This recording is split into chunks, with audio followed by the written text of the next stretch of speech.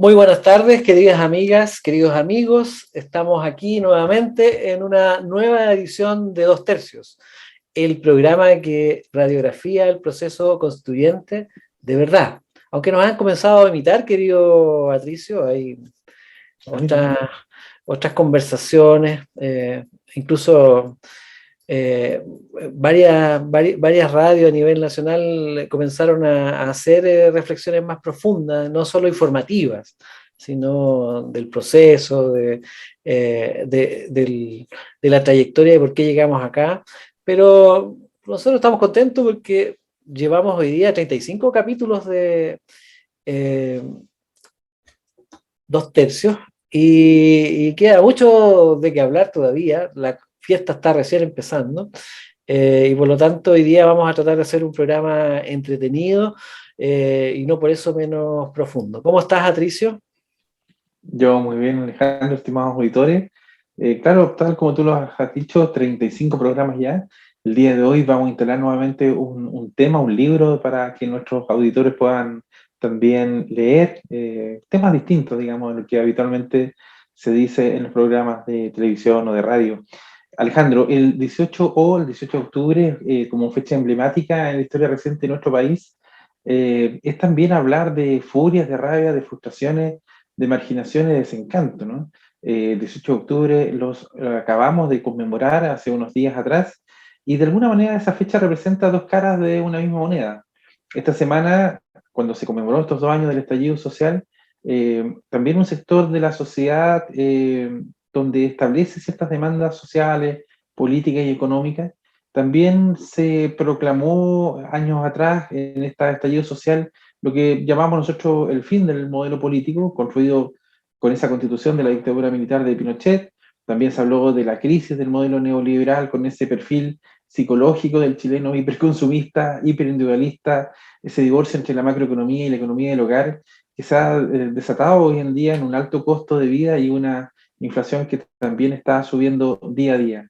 Y también esta profunda crisis social del 18 de octubre del año 2019 se expresó en esas abismantes desigualdades socioeconómicas, el descrédito de instituciones como los partidos políticos, carabineros, militares, la misma Iglesia Católica y un sistema de pensiones que finalmente hizo crisis. Pero la otra cara, y tal vez el tema más propositivo, digamos, de esta sesión nuestra de Dos Tercios, la otra cara de este 18 de octubre es la creación, aparentemente, de un mundo nuevo, que la política contingente no vio ni calculó en sus consecuencias cuando realizó ese acuerdo por la paz social en noviembre del año 2019, que finalmente generó esa redacción de una nueva constitución política para Chile a través de una convención constitucional, que es lo que estamos viviendo por estos días. Precisamente este lunes 18 de octubre se inició la tarea de comenzar a escribir los artículos de un nuevo pacto social.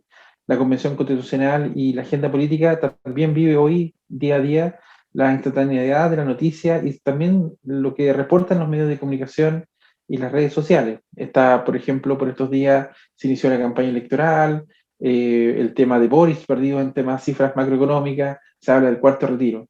Pero antes de hablar de un libro muy interesante que vamos a proponer, Alejandro, yo quiero pedirte una reflexión porque la historia política de los últimos 40 años en Chile ha vivido al menos tres momentos donde se ha tenido que institucionalizar ciertos hitos políticos para salir del paso de profundas crisis. Primero me refiero al plebiscito que ratificó la Constitución de 1980, el otro plebiscito del sí y el no de 1988, y finalmente este plebiscito del año 2020 que dio origen a la actual Convención Constitucional, que de alguna manera pretendió canalizar a través de este camino institucional este estallido social. Entonces, ¿cuál es tu percepción, Alejandro, de esta suerte de institucionalizar procesos complejos en la historia de Chile en lo que han sido estos tres episodios de nuestra historia reciente, de los últimos 40 años? Es interesante la pregunta porque eh, todos estos intentos de institucionalizar, como tú dices, en realidad son intentos de manipular, de mantener el control o de hacerse con el control por una vía inexplorada pero la historia demuestra que muchas veces estas jugadas de adaptación en el último minuto, de adaptación desesperada, no son más que esfuerzos incautos. Y hoy día vamos a hablar de lo que es ser incauto. Y de algún modo, este acuerdo por la paz, yo diría que fue un acuerdo incauto. Eh, ¿En qué sentido? En el sentido de que eh, las personas que tomaron el acuerdo de algún modo estaban pensando, bueno, mantener la institucionalidad y mantenerse como personas claves en esa institucionalidad, en el control, en el poder. Sin embargo, lo que se mostró es que abrieron la puerta a otros actores y abrieron una caja de Pandora que hoy día tiene como protagonistas a a una generación que representa bien el Chile de hoy, pero bien en el sentido de las parcialidades que existen, no es una representación total del Chile de hoy, sino más bien una representación de los caracteres, de los conflictos y sobre todo de las contradicciones que alberga el chileno de hoy.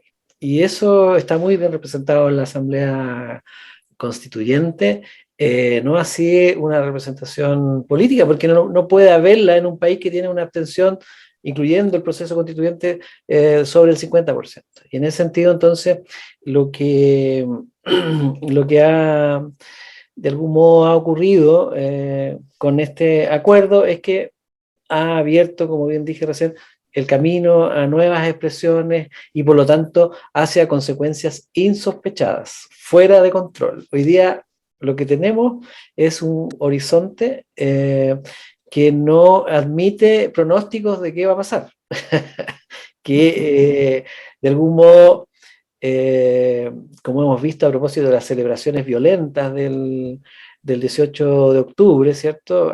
Va camino a convertirse en un Halloween nacional, de verdad, o sea, una noche de terror, de verdad, lo que es muy triste, no es ganancia para nada. Puede estar fundado en profundos malestares, en heridas sin cerrar, puede estar fundado en contradicciones y por supuesto en esta desigualdad irritante, pero sin embargo y sin ambigüedades hay que decir que es pérdida para todos nosotros, no hay ganancia en ello. Y el tema es que en esta semana hemos visto como muchos se hacen los lesos, miran para el techo, o algunos hacen apología de la violencia. A mí me impactó en un plano, no vamos a citar a grandes próceres nacionales ni a grandes pensadores que escasean, pero me voy a permitir citar a un profesor, no voy a decir su nombre, pero el Facebook es una fuente inagotable de ejemplos de estas cosas, que esta semana hacía apología de la violencia y, y decía algo así como, para que vayan aprendiendo, comillas, para que vayan aprendiendo que la violencia sí trae cambios. Y yo inmediatamente a mi mente se vino el golpe de Estado del 73. Evidentemente la violencia trae cambios, pero cambios que pueden ser percibidos por los vencedores de una manera y por los perdedores de otra manera. Y a la larga, la violencia siempre genera cambios en la historia, pero genera infinidad de víctimas. Y me pareció impactante que un profesor jubilado, una persona que a esta altura debería ser sabia, diga semejante estupidez. Y la verdad es que transitamos por una época de la estupidez, y la estupidez es contagiosa. Y por lo tanto, la violencia, por supuesto que produce cambios, pero pavimenta los cambios con tragedias, con dolor, con víctimas y con heridas que no sanan nunca. Y por lo tanto no puede ser una ecuación inteligente. Es una ecuación que produce puras pérdidas. ¿Alcanzamos nuestros objetivos de los cambios? Sí, pero el precio es insufrible para mi gusto. No sé, hay gente que estimará que es un precio adecuado, hay gente que se solazará. De hecho, en Facebook está lleno de gente carbonera que se alegra cuando estas cosas ocurren y hacen carbonero en el sentido de que hacen cierto alarde y uno siente que se alegran genuinamente, pero en realidad son ejemplos de cómo la polarización nos hace volvernos extremistas y cómo esa polarización nos divide y hay personas que éramos amigos, poco a poco nos vamos distanciando, personas que teníamos una convivencia cívica muy adecuada, poco a poco nos vamos enemistando y todo eso está en curso, por lo tanto hay que ponerle mucha atención a lo que está pasando. Se han abierto unas puertas y la verdad es que va a depender de la sabiduría de la Asamblea Constituyente a qué derrotero y a qué consecuencias nos llevan. Ojalá, y yo espero que la Asamblea Constituyente haga una constitución inteligente que nos una. Alejandro, propongo también, ha sido fiel a nuestro programa que de vez en vez presentamos nosotros ciertos autores para poder leerlo, para poder comentarlo también. Hay un libro muy interesante de Carlo Cipiola, o Cipolla, italiano, que se llama Las leyes fundamentales de la estupidez humana. Yo te propongo que le puedas contar a nuestros auditores básicamente por qué él categoriza al menos al ser humano en ciertas categorías. Dice que una persona estúpida es el tipo de persona más peligrosa que puede existir, pero habla de las personas bondadosas, de los inteligentes, de los malvados y, por cierto, de los estúpidos. ¿Qué quiso construir, digamos, teóricamente en estas leyes fundamentales de la estupidez humana Carlos Cipiola? Él toma un tópico que es muy antiguo y es esta pregunta que nos hacemos todos a nivel doméstico, todos los días, cuando nos topamos con personas, cuando nos topamos con situaciones, cuando tenemos que resolver conflictos, si nos encontramos frente a personas que son buenas o que son malas, que son ingenuas o incautas, que son inteligentes o son tontas. Y él lo que hace, Cipolla, recoge la sospecha de que hay mucha estupidez, hay más estupidez en el mundo de lo que parece, y el punto de partida de esta constatación es el estado deplorable en que está el planeta, el estado deplorable en que está la sociedad actual, el estado deplorable en que la humanidad se encuentra permanentemente. Entonces lo que Cipolla, Carlos descubre y con lo que yo coincido, es que la humanidad ha estado permanentemente al borde del abismo, siempre al borde de la destrucción. Por citar algunos elementos, por ejemplo, nuestra generación, la generación que nació en los años 60, en los años 50, estuvimos siempre al borde del abismo nuclear. La guerra termonuclear era para nosotros una pesadilla que hoy día se puede parecer a la pesadilla de los accidentes bioambientales, como el caso de la pandemia, por ejemplo. Bueno, la humanidad permanentemente está al borde del abismo. Cipolla se plantea por qué siempre estamos al borde y pendientes de un hilo, al borde de colapsar. Y siempre hay tanto malestar, siempre hay tanta confrontación. Y él concluye que la humanidad y el género humano tiene virtudes y no virtudes, y una de esas no virtudes es la estupidez, y una de las virtudes es la inteligencia. Y ambas conviven diariamente y suele ocurrir que la primera, la estupidez, muchas veces alcanza puestos de decisión y claves y termina haciéndonos tomar como colectivos, como grupos, como sociedad, como naciones, como género humano, decisiones verdaderamente estúpidas. Y Alejandro, en su texto, en su libro, en su teoría, en realidad, de la forma de comportarse del ser humano, establece al menos 4 categorías. Y antes de dar algunos ejemplos para irlos relacionando con el proceso constituyente y algunas historias que hemos vivido, yo te propongo que nos podrías comentar brevemente, por ejemplo, qué define una persona inteligente, qué define una persona bondadosa, qué define un malvado y qué define un estúpido en la lógica de Carlos Cipolla. Cipolla es un historiador de la economía y del proceso de creación de riqueza en la sociedad y de bienestar. Sus temas son la creación del bienestar a través de la historia. Y él reconoce, o sea, en el sentido de este libro, la estupidez tiene que ver con las personas cuyas acciones no le reportan a ella misma ninguna ganancia, no ganan en particular nada, incluso pierden y dejan de obtener cosas y al mismo tiempo perjudican a otros. O sea, la acción estúpida es una acción que no le proporciona ningún bienestar evidente al autor y ningún bienestar evidente a a las personas que sufren estas acciones. Y por el contrario, una persona o una acción inteligente, una acción que beneficia al precursor, al autor, y al mismo tiempo beneficia a las otras personas. O sea, un accionar inteligente produce beneficios para todos. Y eso es lo que uno debería esperar en realidad de la política, debería esperar eso de la creación de un Estado y por supuesto de una constitución. Cuando nosotros decimos que esperamos tener una constitución inteligente, es que, y en el lenguaje de Cipolla, es una constitución que haga que todos ganen. Y ese es el tremendo desafío. O sea, la pregunta del millón que está abierta al final de este proceso, ¿vamos a tener una constitución inteligente?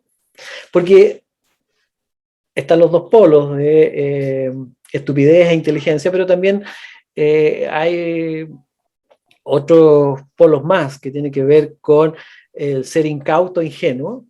El mundo está lleno de incautos e ingenuos y se define ser ingenuo o incauto como aquella persona que con su accionar, con sus acciones, hace que otros ganen, pero ella misma pierde. Y eso sería un incauto. Por eso decía yo que el acuerdo por la paz, de algún modo, fue un acuerdo incauto. Hasta aquí, esos actores políticos no están ganando mucho. Y la contrapartida de aquello es el malvado, las acciones malvadas. Y esas se definen por personas cuyas acciones están dirigidas a ganar para sí y perjudicar a otros. Obtener ganancias para sí, perjudicando a otros. Y eso está lleno, nuestro escenario contemporáneo está lleno de esos ejemplos, por ejemplo, las colusiones, por ejemplo. Me acuerdo de la colusión de los pollos, del papel, ahora la de los carros de seguridad, en fin, la colusión es uno de los ejemplos en que unos ganan y otros se perjudican. Para que nadie se sienta winner y se autoclasifique en uno de estos cuadrantes sin reflexionar, diría que una de las conclusiones de Cipolla es que todas las personas de algún modo transitamos por los 4 cuadrantes, solo que unos particularmente no tienen ninguna noción de que lo hacen, y esa es, es el cuadrante de la estupidez, que es el más dañino de todos porque finalmente no se tiene conciencia de ser estúpido y menos de tomar decisiones estúpidas. Yo te quiero plantear varios ejemplos porque habitualmente uno, como comentario personal, a través de ciertas declaraciones de personajes públicos, políticos muchas veces, que emiten a los medios de comunicación, uno dice, no, este tipo es súper inteligente, no, esta otra persona es súper estúpida en lo que plantea. En esta semana se dieron 4 situaciones, que son, uno los podría incluso catalogar dentro de lo que Cipolla plantea.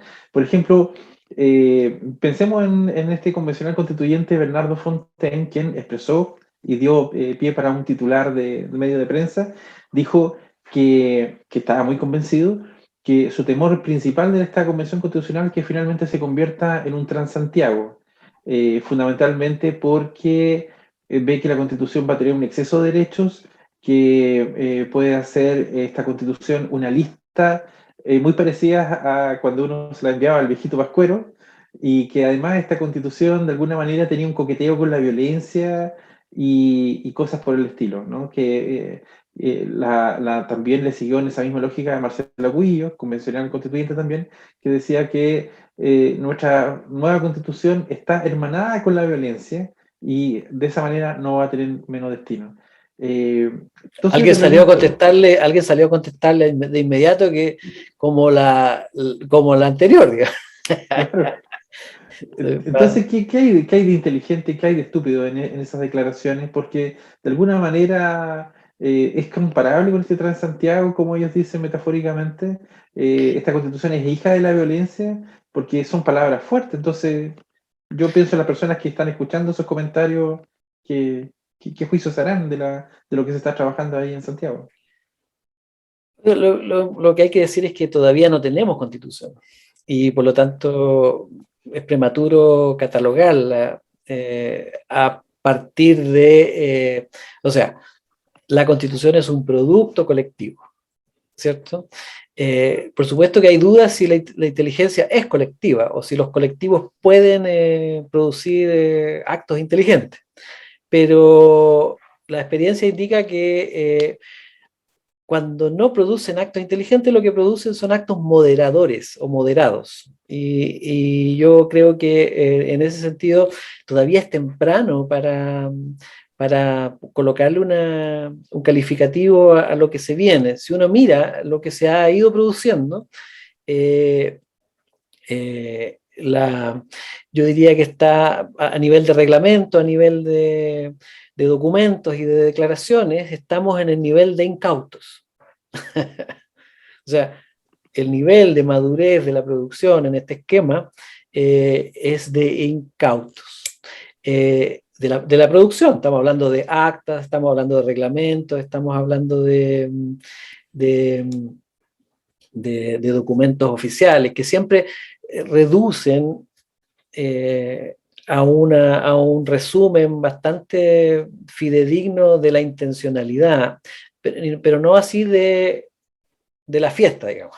O sea, la conclusión es una, y esa está resumida en estos documentos.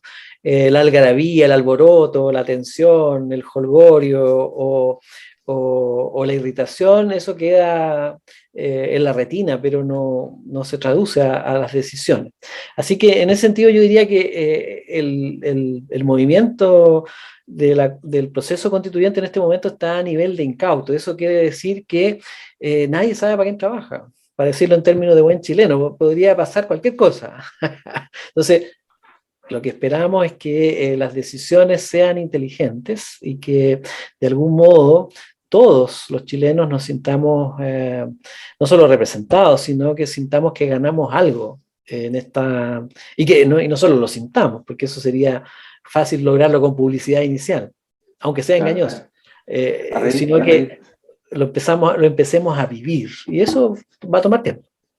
a raíz de lo que tú recién acabas de comentar, eh, te comento que dentro de lo que fueron las noticias de medios de prensa de esta semana, la BBC de Londres volvió a reflotar un reportaje que lo había elaborado el año 2019, pero esta vez lo llamó Terrícolas versus extraterrestres y estaba relacionado con un comentario de la primera dama. ¿Te acuerdas cuando dijo que textual dijo, estamos absolutamente sobrepasados, es como una invasión extranjera, alienígena, decía, vamos a tener que disminuir nuestros privilegios y compartirlos con los demás? Bueno, en ese artículo, Alejandro, y relacionándolo con lo que tú nos estás comentando de este libro de Cipiola, está relacionado con si efectivamente esta convención constitucional se va a transformar en un poder refundador, o es desmesura, es arrogancia, o simplemente es estupidez querer hacer algo tan refundacional en la historia de nuestra constitución en nuestro país.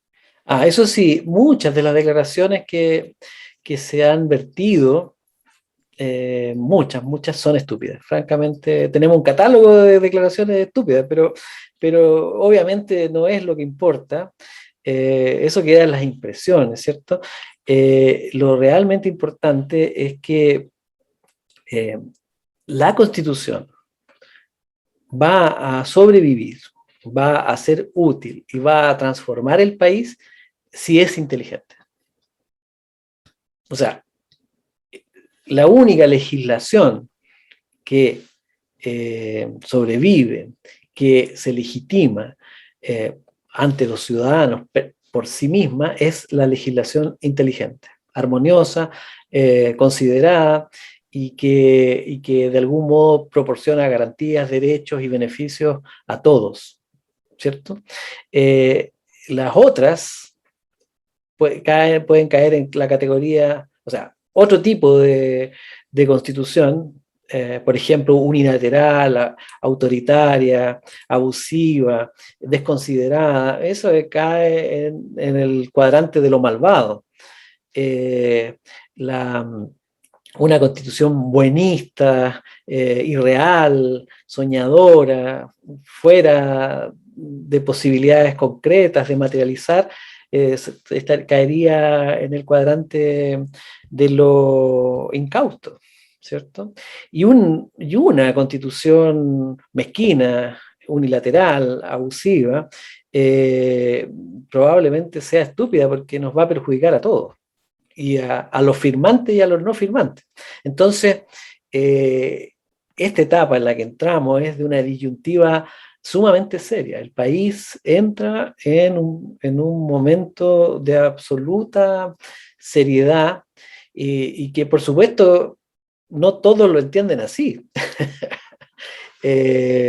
Y hay que hacer votos porque los que están construyendo esta constitución poco a poco lo entiendan. Yo tengo la esperanza, viendo los documentos, a propósito que esta semana se inauguró flamantemente a la chilena el sitio de transparencia de la Asamblea Constituyente, ¿cierto?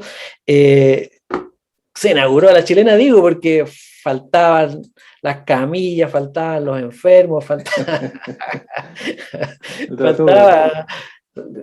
faltaba muchas cosas. Lo fundamental, faltaban las actas de las decisiones. Estamos hablando del sitio Chile Convención, que junto al Consejo para la Transparencia lanzaron este sitio de transparencia. Hay mucha información, pero la información que tiene que estar ahí serían las actas de cada sesión. Llevamos 35 sesiones y las actas están muy salteadas y no llegan ni siquiera al mes de agosto. Entonces, incapacidad para garantizar transparencia desde la Asamblea Constituyente, tirón de orejas para la presidenta y su vicepresidente, porque por una cosa así, estos constituyentes habrían reclamado como condenados, digamos, si estuvieran requiriendo transparencia de alguien, pero bueno, en esto hay que ser ejemplo, y ahí hay un poquito, estamos al debe. De todas maneras, hay harta información, y uno puede hacerse una idea con la información que hay, que los productos de la Asamblea Constituyente hasta aquí son bastante más razonables que las impresiones que tenemos de ella a través de la prensa y a través de las declaraciones estúpidas de muchos de sus miembros, digamos, y de los actos estúpidos de muchos de sus miembros. Estúpidos en el sentido de que son actos que no proporcionan ni beneficio ni a la Constitución, perdón, ni a la Asamblea Constituyente, ni al proceso constituyente, ni a los propios constituyentes, y sí perjudican mucho. Como por ejemplo la historia de esta semana de un grupo de constituyentes, 7 constituyentes, que vetaron a la Universidad de Concepción, claro, para que no se realicen allí sesiones de la Asamblea Constituyente, porque la universidad se ha querellado contra personas que ingresan a sus dependencias a vandalizarla, a destruirla. Y la universidad ha cometido el pecado de querellarse, iniciar acciones, y a estos constituyentes, a 9, les pareció que era algo inadmisible. Entonces, la verdad, con el respeto a cada una de las personas, este es un típico acto de estupidez, porque nadie gana con esto, y menos el proceso constituyente. El Estado de Derecho es fundamental y hay que cuidarlo, y esto de andar quemando edificios, quemando instituciones, destruyendo semáforos, destruyendo infraestructura, es otro acto estúpido, porque no favorece, o sea, los que destruyen no ganan nada, salvo tal vez algún placer oculto, digamos. Y a los ciudadanos no nos benefician nada, más bien los perjudica. Por lo tanto, cae en el ámbito de lo que podemos denominar, siguiendo a Cípola, o lo que Cípola denomina estupidez. Le Y se dejamos nos esa fue el tiempo. invitación. ¿Sí? Le dejamos esa invitación a nuestros auditores de leer el libro Las leyes fundamentales de la estupidez humana. Alejandro, nos vemos en el próximo programa entonces. Nos vemos esta próxima semana. Que estén muy bien. Chao, chao.